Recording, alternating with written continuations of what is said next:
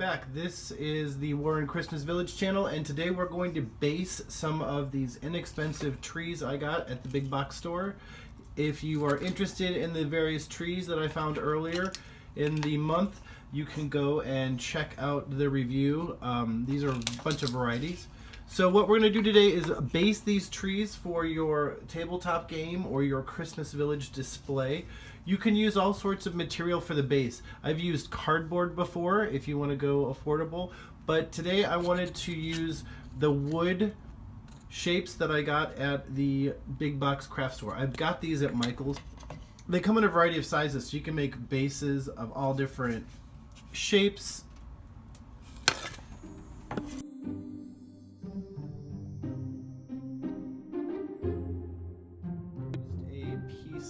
Wood for the base, and then I added hot glue to give it more of an organic snow shape, and I'm going to show you how to do all that. So this project requires a lot of hot glue, just so you know.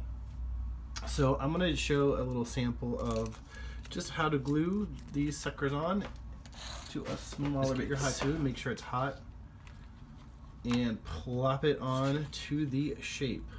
Now keep in mind, you can go over if you want, because we're going to add a little bit of hot glue, and I'm going to show you how to do that technique. I don't really have a plan or rhyme or reason with this one. I'm just going to show you guys a variety of the little trees. These don't even match, but here's a bigger one that goes with that set. Here's a bigger one that goes with that set, so I'm just going to put that one there.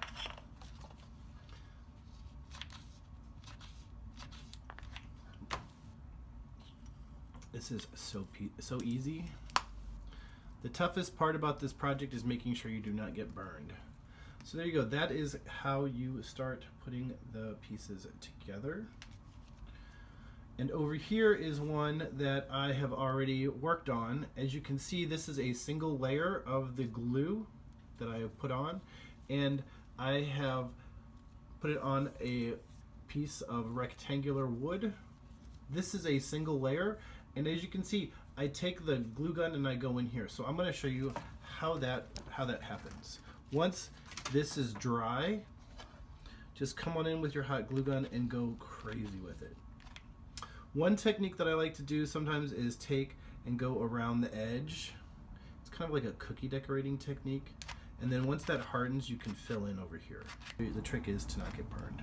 So as we can see where it's forming, see those little indentations right there? You can leave that if you want. It just adds a nice little texture. But I'm gonna go in here and add more glue. You can paint on hot glue, so keep that in mind. You can also spray paint on hot glue. And if you can see what I'm doing here is I am adding the hot glue to the base.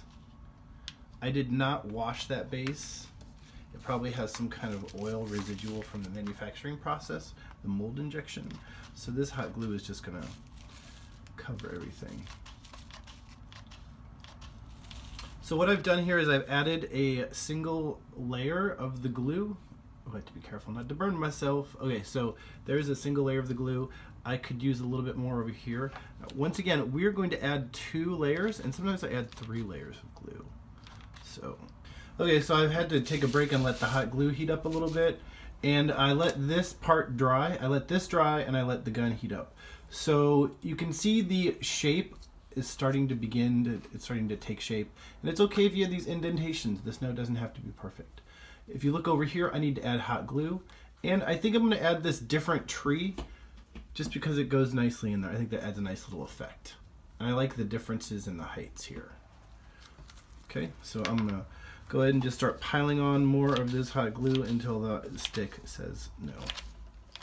This is one of those projects I really need my big hot glue sticks for. Okay, and then you can arrange that however you want. And then I'm going to just dump on a bunch of hot glue. Oh, you know what? Before we begin, let me show you a little trick.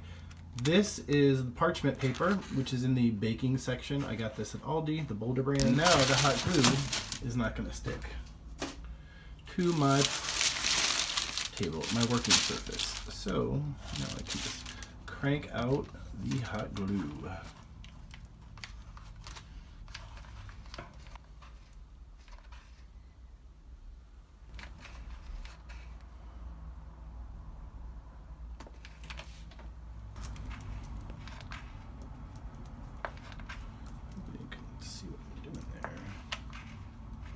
So I'm just moving around again and filling in where I think some glue should be to give it more snow. Because remember, we're making mounds of snow with hot glue, the illusion.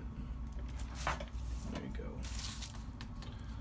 Doesn't look really pretty right now, but just you wait. It'll get prettier. Let's move this around. Oh, look at that big old wispy.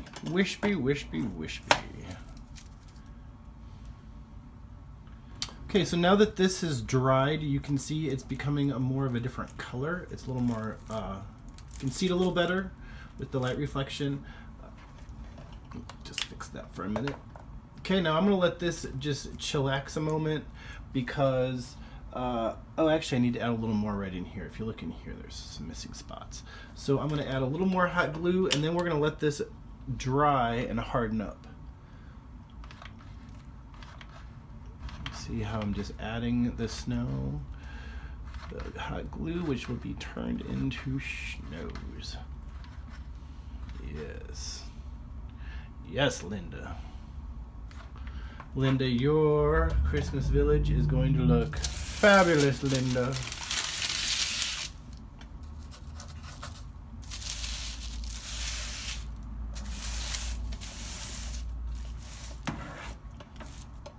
See, this is still drying up a little bit. I'm going to sneak a little in here if I can.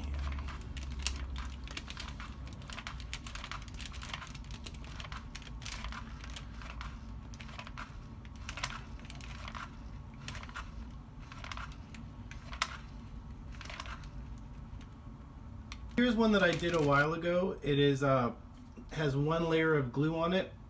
What I need to do at this point now is add on a second layer of glue to build up the height of the mounds and also to create these shapes here. So I just wanted to show that you have to, some of the pieces you have to work in stages to get them to a certain height, because the hot glue is, you can build upon it, but you have to wait for it to dry first. So just simply go back in and create another layer. See how that is building up?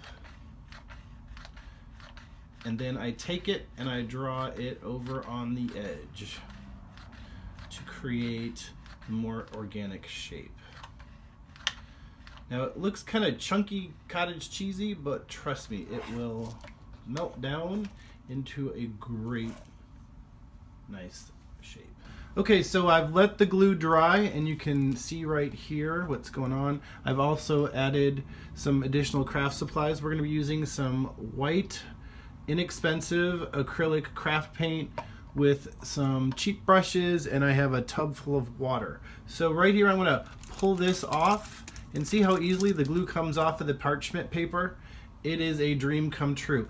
I didn't fill all the rest of this in because I didn't, for time's sake, I wanted to go quick. But let me show you what you can do with, see this big old hot glue mess, all these spindly straight strands. You can just take your scissors and you can cut that off if you want. It's a piece of cake. In my opinion, I'm going to take this and finish doing this to all the edges because it looks nice in the long run. But on this tutorial, I'm just going to show you on this one. See how easy that popped off? This is the Christmas tree 3 pieces that we used. There's the wood base. This is the base of the big tree, and you just pull that over. Now, once again, see how we have all these little spindly lines? I'm just going to take my scissors and come through and trim off anything that I don't really want to be there.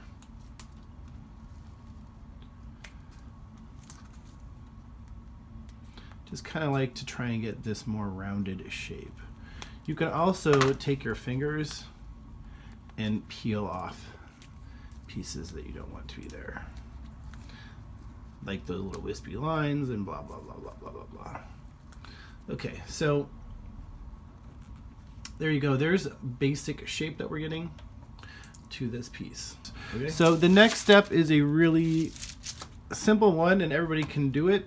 And this is, we need to paint our base. This is pretty easy. Everybody knows how to do this. I just grab the white paint and I just come in here and I paint it pretty heavy.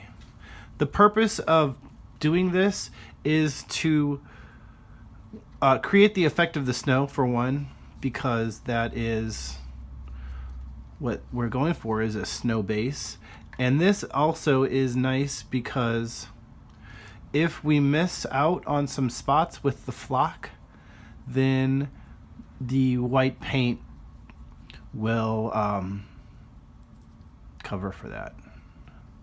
So I just go and I do a really thin set, or thin layer to start with. Maybe I should put that over there.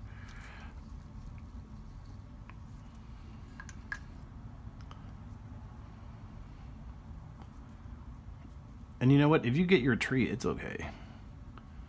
I think it's okay.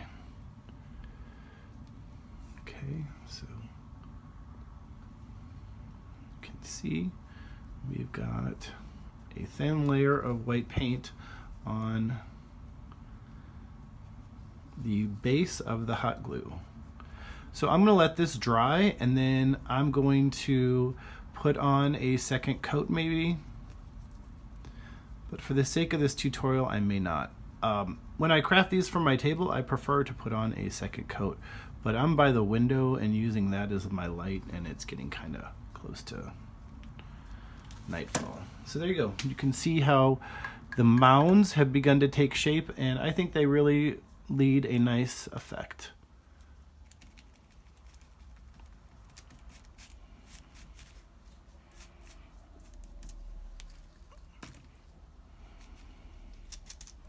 So there you go. Put that back there. You can see we're getting really close to being finished.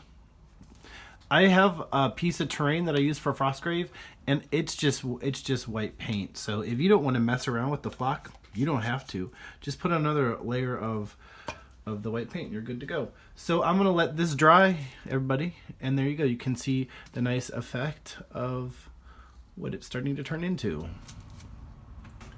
Okay, so the piece is dry, and I wanted to just show a little close-up of the mounds of snow and how that looks. So if I wanted to just leave it like this, I could do a blue wash on there, and it would be nice and good to go for a tabletop game. But I'm going to show how to do some snow flock. I like to use the Woodland Scenics snow, and all you need is some sort of PVA. You can use the Arlene's tacky glue or the Elmer's, or even a dollar store glue works. So it's pretty easy. Just get your glue, and this does require a lot of glue, so just keep that in mind. I put a little bit on there, and then I'm going to just drape this all on top of the hot glue and the acrylic paint.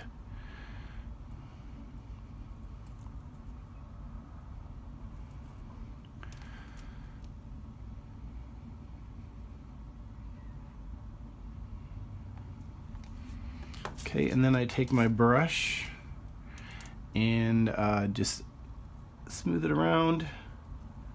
Try and get a little even layer.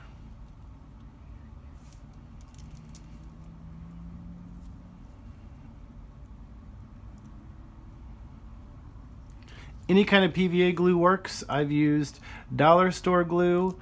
I've used Arlene's.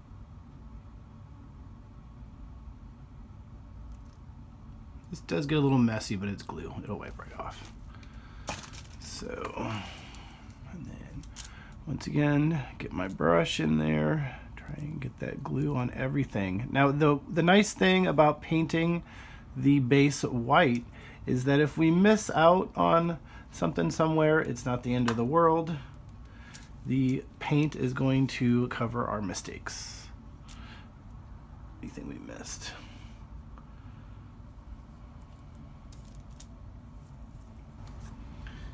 And I'm going to put my tree in there. And then just take the snow flock and sprinkle it on top.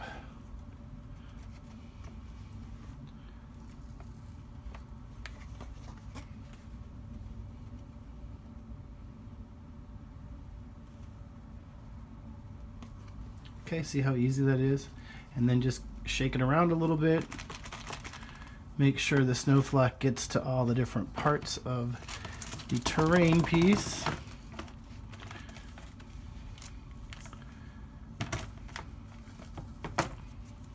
Okay, see how easy that is?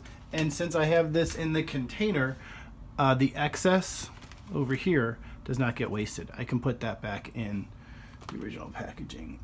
So let's see how that looks. Voila. Okay, so let me show you one more trick about this. So if you see, I have my paintbrush over here in the water. So I'm going to take that with the glue that was on there and add a little more to it. And paint these up. Okay. Painted the glue on there, and then you throw some more snow on there. And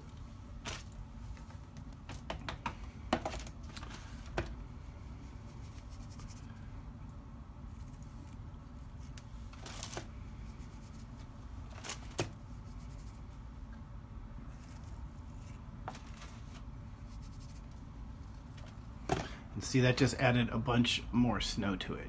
You can compare and contrast the two. So let's do that one again. Get a little more glue.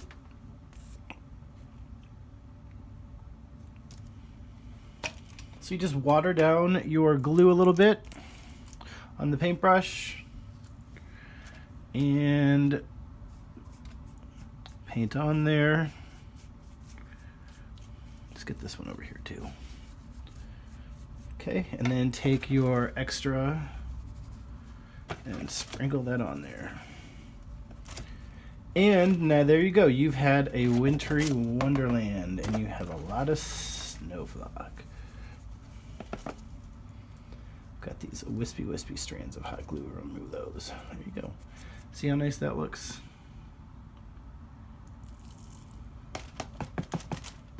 Tap that out. And then I'm gonna do another toss just down in there because I was touching everywhere. And then knock that off. I'm gonna show you one little detail that's gonna make this awesome. One last piece of detail that I like to add to these are these little tufts of grass by Army Painter. I think they're really cool, and they add a nice little detailed touch.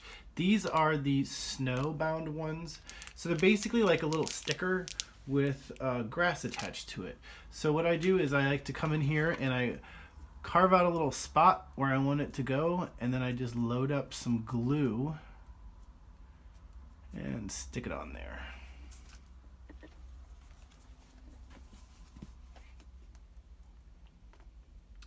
Also, the nice thing about using this parchment paper is you can make a mess on your work area.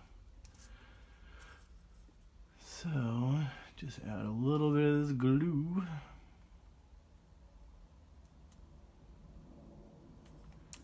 And then I think I'm gonna pick one of these bigger ones. They have different size ones. So I'm gonna take this big one and just plop it on there. Probably should use tweezers, but I did not. So there you go. See how that adds a nice little touch of detail to it? And then I think I'm gonna add a couple more over here.